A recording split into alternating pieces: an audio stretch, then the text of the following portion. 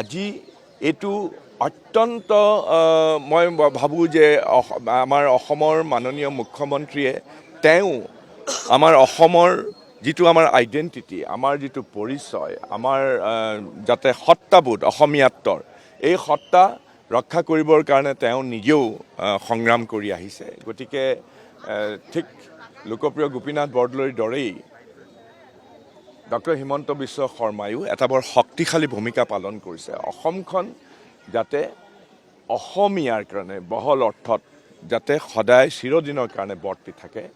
আৰু তেওঁৰ এই সংগ্ৰামৰ প্ৰতিফলন আমি নিজেই দেখিছোঁ। সমগ্ৰ অসমবাসীয়ে তেওঁক হিয়া উজাৰি আশীৰ্বাদ দিলে যোৱা নিৰ্বাচনত, আৰু তেওঁ দ্বিতীয় কালৰ কাৰণে মুখ্যমন্ত্ৰীৰ শপত গ্ৰহণ কৰিলে যোৱাকালি। আজি তেওঁৰ এই দ্বিতীয় কাৰ্যকালৰ মুখ্যমন্ত্ৰীৰ কাৰ্যকালৰ প্ৰথম দিনটোতে এয়া পুৱা আমিও আহি সমবেত হৈছোঁ। এইটো স্থানতে গোপীনাথ বৰদলৈক সৎকাৰ কৰা হৈছিলে। পিছত গোপীনাথ বৰদলৈৰ সহধৰ্মিনী শ্ৰীযুতা সুৰবালা বৰদলৈকো সৎকাৰ কৰা হৈছিলে।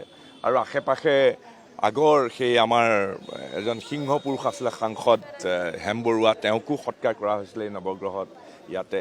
গতিকে আজি অসমৰ মাননীয় মুখ্যমন্ত্ৰী ডক্টৰ হিমন্ত বিশ্ব শৰ্মাই আহি তেওঁৰ কৰ্মদিনৰ এই প্ৰথমটো দিনৰ এই প্ৰথম কাৰ্যসূচী ইয়াতে তেওঁ আৰম্ভ কৰিব। আমি সকলোৱে তেওঁৰ নেতৃত্বত আহি পেলাই ইয়াত আমি গোপীনাথ বৰদলৈৰ প্ৰতি আমাৰ আন্তৰিক, আমাৰ একেবাৰে হৃদয়ৰ নিভৃততম পুনৰ পৰা এজন অসমীয়া হিচাপে আমি সকলোৱে তেওঁক আমাৰ শ্ৰদ্ধাঞ্জলি জনাবলৈ আহিছোঁ। আৰু অলপ সময়ৰ পিছতে মুখ্যমন্ত্ৰী ডক্টৰ হিমন্ত বিশ্ব শৰ্মা আহি আমাৰ মাজত আহি উপস্থিত হ'ব।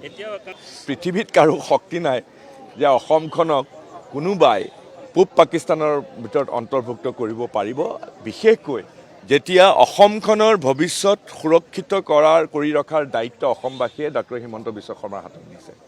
গতিকে এয়া এনেকুৱা ধৰণৰ হোৱাৰ কোনো কেতিয়াও সম্ভাৱনাও নাই, আগতেও তেওঁৰ কাৰ্যকালত নাছিলে আৰু ভৱিষ্যতেও নাথাকিব।